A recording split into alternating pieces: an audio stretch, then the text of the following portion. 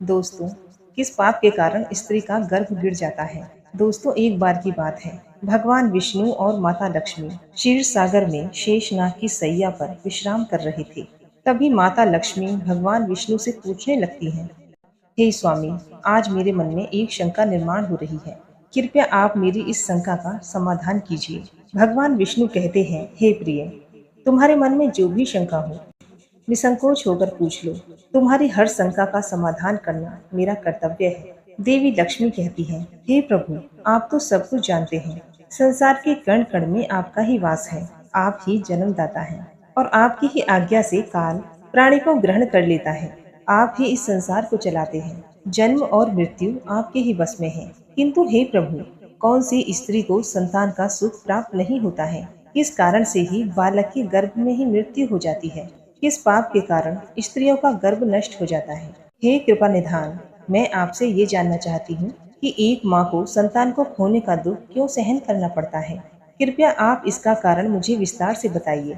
इसके पीछे कौन सा रहस्य है? भगवान विष्णु मुस्कुराते हुए कहने लगते हैं, हे देवी, आज आपने उत्तम प्रश्न किया है। आपके इस प्रश्न में संसार की सभी माताओं का कल्याण छिपा हुआ है। हे देवी, यह सत्य है कि कुछ बालकों की गर्भ में ही मृत्यु हो जाती है। स्त्रियों के द्वारा किए गए पाप के द्वारा ही उनका गर्भ नष्ट हो जाता है। इसलिए हे देवी, आज मैं तुम्हें अत्यंत प्राचीन कथा सुनाता हूँ। इस कथा के माध्यम से तुम्हें तुम्हारे सभी प्रश्नों के उत्तर मिल जाएंगे। इस प्राचीन कथा को जो भी सुनता है, उसे उत्तम गुणवान संतान की प्राप्ति होती है तथा उसके समस्त पापों का नाश होता है। देवी लक्ष्मी कहती है, हे प्रभु, मैं इस कथा को ध्यान से पूरा अवश्य सुनूंगी। कृपया आप मुझे ये कथा सुनाइए। तो भगवान विष्णु देवी लक्ष्मी को कथा सुनाने लगते हैं। हे देवी, पूर्व काल की बात है। मध्य देश में एक नगरी थी। उस नगरी में रेवंत नाम का एक सेठ रहता था, जो बहुत अधिक धनवान था। उसके घर में कोई चीज की कमी नहीं थी। उसकी एक पुत्री थी, जिसका नाम रेवती था। उस सेठ ने अपनी पुत्री का विवाह एक दूसरे नगर में रहने वाले एक वैश्य के पुत्र के साथ कर दिया। रेवती अपने पति के साथ रहने के लिए ससुराल में चली गई। ससुराल जाने के बाद उसके ससुराल वाले बहुत प्रेम के साथ रहने लगे। रेवती अपने ससुराल में बहुत प्रसन्न थी। रेवती की सास का नाम सुनंदा था, जो स्वभाव से अत्यंत क्रूर और दुष्ट स्वभाव की थी। रेवती दहेज में बहुत सारा धन लाई थी। इसी कारण से उसकी सास झूठ मूठ का सम्मान करती थी, उससे मीठी मीठी बातें करती थी और अपने मायके से कुछ न कुछ लाने को कहा करती थी। रेवती अपनी सास की बात मानकर अपने पिता से कहकर वो घोड़े, गाय, बैल, अनाज, वस्त्र आदि सभी चीजें मंगवाया करती थी और उसके पिता भी उसे खुशी खुशी सब कुछ दे भी दिया करते थे। रेवती की सास का लालच बढ़ता ही जा रहा था। वह रेवती के मायके का सब कुछ हड़पना चाहती थी, लेकिन भोली भाली रेवती इस बात से अनजान थी। वह उसकी सास की मीठी मीठी बातों से जल्दी ही प्रसन्न हो जाती और उसकी हर बात को मान लिया करती थी। रेवती का पति संजय स्वभाव से भोला भला था और अपनी माँ की हर आज्ञा का पालन करता था। उसकी माँ ने बचपन से ही अपने पुत्र संजय को पूरी तरह से वश में किया हुआ था। इसीलिए संजय अपनी माँ की आज्ञा का कभी भी उल्लंघन नहीं करता था। रेवती को उसके ससुराल में बहुत प्रेम मिलने लगा था, जिससे रेवती बहुत ही खुश रहने लगी थी। उसके पिता भी रेवती को खुश देखकर बहुत प्रसन्न थे और वे अपनी बेटी को प्रसन्न देखने के लिए हर वस्तु का त्याग करने के लिए तैयार थे। इस प्रकार से अनेक महीने बीतने के बाद रेवती गर्भवती हो गई। जब ये बात उसकी सास को पता चली, वह बहुत ही खुश हो गई। उसने तुरंत ही रेवती के माता पिता को उसकी सूचना दी और साथ ही बड़ी बड़ी वस्तुओं की मांग की। रेवती के पिता इस समाचार को सुनकर बहुत प्रसन्न हुए और वे बहुत सारे वस्त्र, अन्न, धन धान्य, मिठाइयाँ और आभूषण लेकर रेवती के ससुराल में पहुंच गए। वहां पर उनका बहुत प्रेम और स्नेह के साथ स्वागत किया गया। रेवती भी अपने पिता को देखकर बहुत प्रसन्न हुई। फिर कुछ समय रुककर रेवती के पिता उसी दिन अपने घर लौट गए। अनेक दिनों तक रेवती का गर्भ बढ़ता गया और रेवती की सास भी उसका बहुत अच्छे से ख्याल रखने लगी। लेकिन कुछ ही दिनों के बाद ऐसी दुर्घटना घटी जिससे रेवती का जीवन दुखों से भर गया। उसके हंसते खेलते जीवन में अचानक से अंधकार भर गया। एक दिन अचानक ही रेवती का गर्भ गिर गया, जिससे रेवती की सास बहुत क्रोधित हो गई और फिर रेवती को ताने मारने लगी। अरे पापनी, सच सच बता, तूने कौन सा पाप किया है? कुल का नाश करने वाली कलंकिनी, तूने अपने ही बच्चे को खा लिया। जन्म देने से पहले ही उस बच्चे को मार डाला। मेरे तो कुल का विनाश ही कर डाला तूने। अरे दुष्टा, तू तो हमारे घर को बर्बाद करने के लिए ही आई है। तुझे देखते ही मुझे समझ में आ गया था कि तू हमारे कुल को नष्ट कर डालेगी।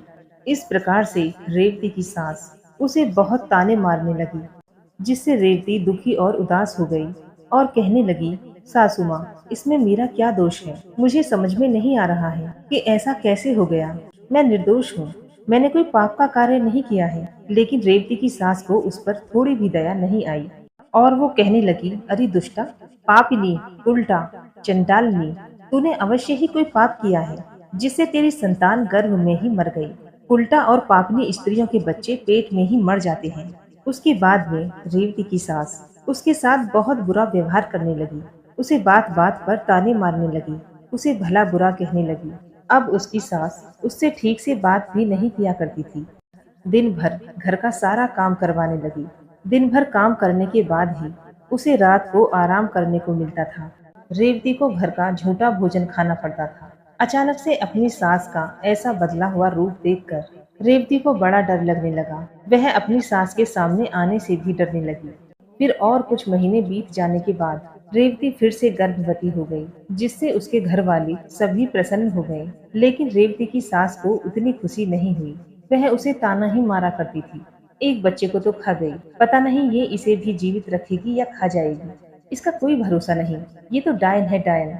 मेरा बेटा एक चुड़ैल से शादी करके अपने घर लाया है। लेकिन रेवती चुपचाप सहन करती रही।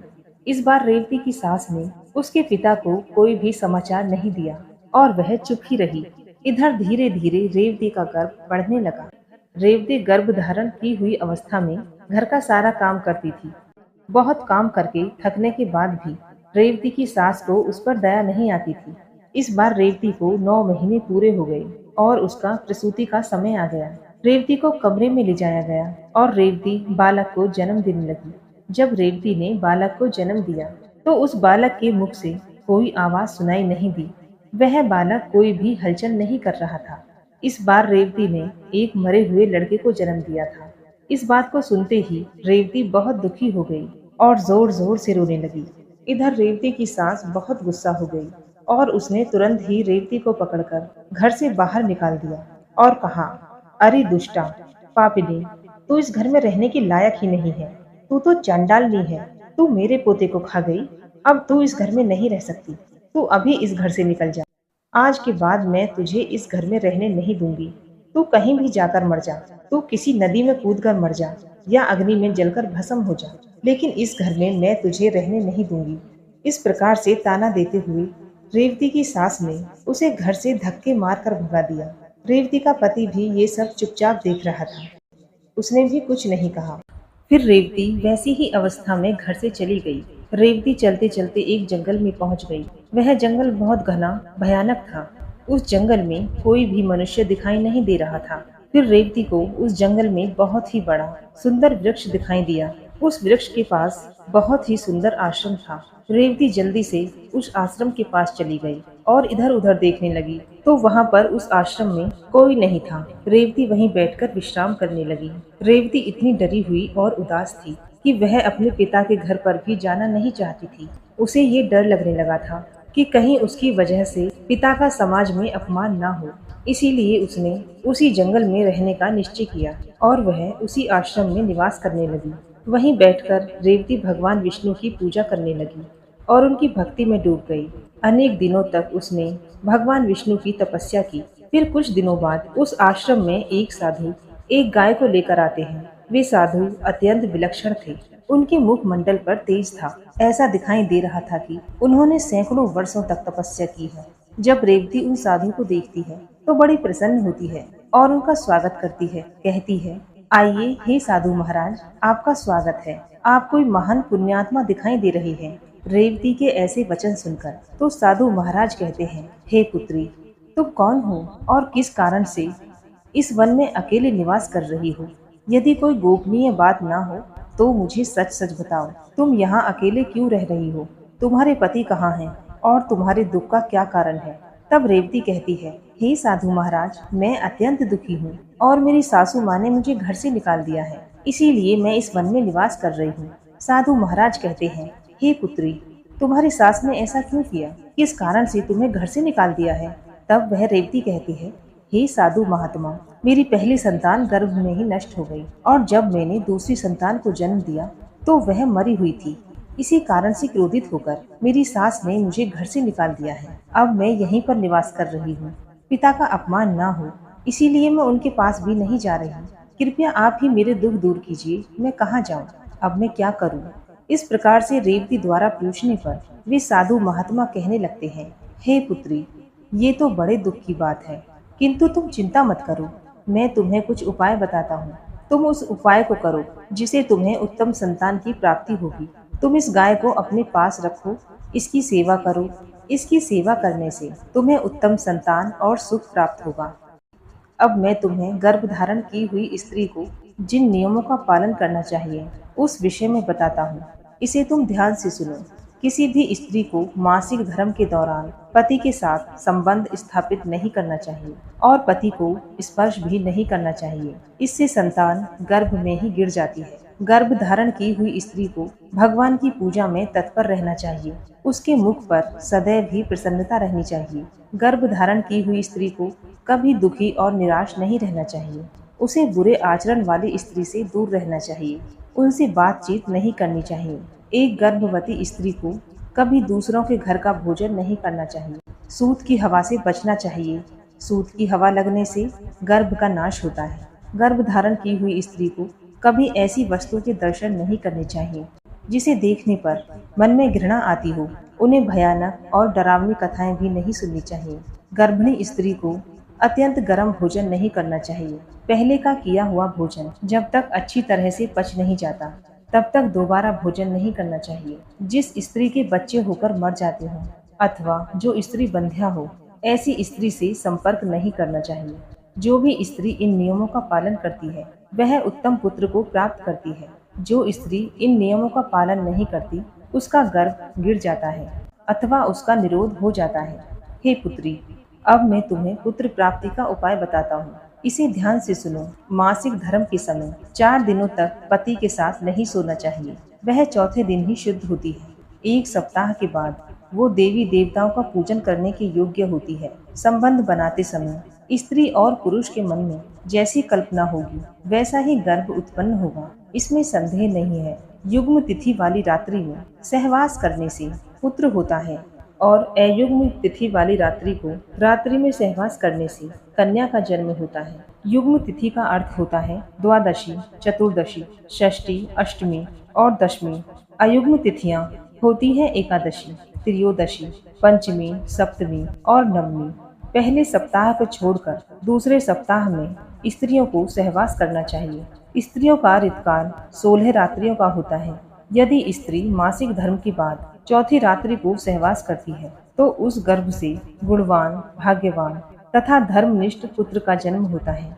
फिर रेवती कहती है, हे मुनिवर, इस समय पर मेरे पतिदेव मेरे पास नहीं है तो मेरा उनसे मिलन कैसे होगा और किस प्रकार से मुझे संतान सुख प्राप्त होगा? साधु महात्मा कहते हैं, हे पुत्री, तुम अभी से ही इस गौ माता की सेवा करो, तुम्हारा पति स्वयं चलकर तुम्हारे पास आ जाएगा। इतना कहकर वे साधु महात्मा उस स्थान से अंतर ध्यान हो जाते हैं। उन साधु को अचानक से अदृश्य हुआ देखकर रेवती आश्चर्यचकित हो जाती है। उसे समझ में आ जाता है कि उसे साक्षात ही भगवान दर्शन देने आए थे। फिर रेवती उस गाय की सेवा करने लगती है।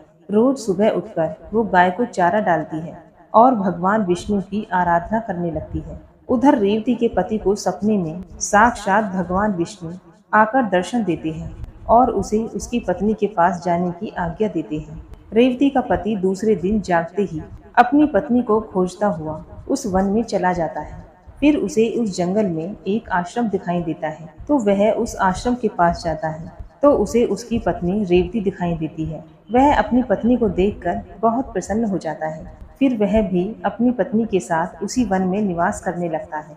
कुछ दिनों बाद रेवती का ऋतुकाल आता है और वह उन साधु महात्माओं के द्वारा बताए गए नियमों को पालन करते हुए अपने पति के साथ सहवास करती है।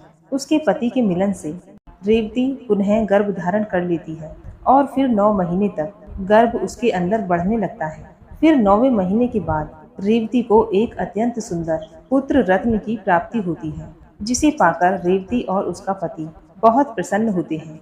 पुत्र का जन्म होने के बाद वह गाय भी उस स्थान से अदृश्य हो जाती है। इस चमत्कार को देखकर रेवती और उसका पति दोनों अचंभित हो जाते हैं। फिर वे तीनों अपने घर चले जाते हैं। उधर रेवती की सास रेवती को उसके बच्चे के साथ देखकर बहुत प्रसन्न हो जाती है और उससे पूछती है, हे बहू, ये तुमने कैसे किया? किस कारण से तुम्हें पुत्र की प्राप्ति हुई? फिर रेवती अपनी सास को सारी बात बता देती है। रेवती की सास को इस बात पर विश्वास नहीं होता है, तो वह पूछती है कि वह स्थान कहाँ है। रेवती अपनी सास को उस स्थान के बारे में बताती है। फिर दूसरे दिन रेवती की सास चुपचाप ही अकेले ही उस वन में चली जाती है और उस चमत्कारी साधु की राह देखने लगती है। उसके मन में लालच होता है। वह सोचती है कि जब वे साधु आएंगे तो मैं उनसे अनमोल वस्तु भेंट में मांगूंगी। अनेक दिन बीतने के बाद भी वह साधु नहीं आता, तो वह बहुत गुस्सा हो जाती है। उसी क्षण उस स्थान से एक राक्षसी जा रही होती है। जब राक्षसी उस रेवती की सास को आश्रम में देखती है तो वह तुरंत उसके पास जाती है और कहती है, अरे वाह, आज इस जंगल में मेरे लिए ताजा ताजा भोजन आया है। इतना कहकर वह राक्षसी रेवती की सास को मारकर खा जाती है। इधर रेवती अपनी सास की राह देख रही होती है, किंतु उसकी सास नहीं आती है, तो वह अपने पति से अपनी माँ को ढूंढकर लाने को कहती है। रेवती का पति अपनी माँ को ढूंढने के लिए जंगल में जाता है, तो वहाँ उसकी माँ दिखाई नहीं देती है, लेकिन वहाँ उसकी माँ के कंकाल दिखाई देते हैं, जिसे देखकर वह दुखी मन से घर लौट आता है। उन्हें एक व्यक्ति के द्वारा पता चलता है कि उस जंगल में एक राक्षसी का वास था और उसी राक्षसी ने रेवती की सास को मार डाला है। लालच के कारण रेवती की सास को राक्षसी खा जाती है। फिर रेवती और उसका पति अपने पुत्र के साथ सुखी जीवन व्यतीत करने लगता है।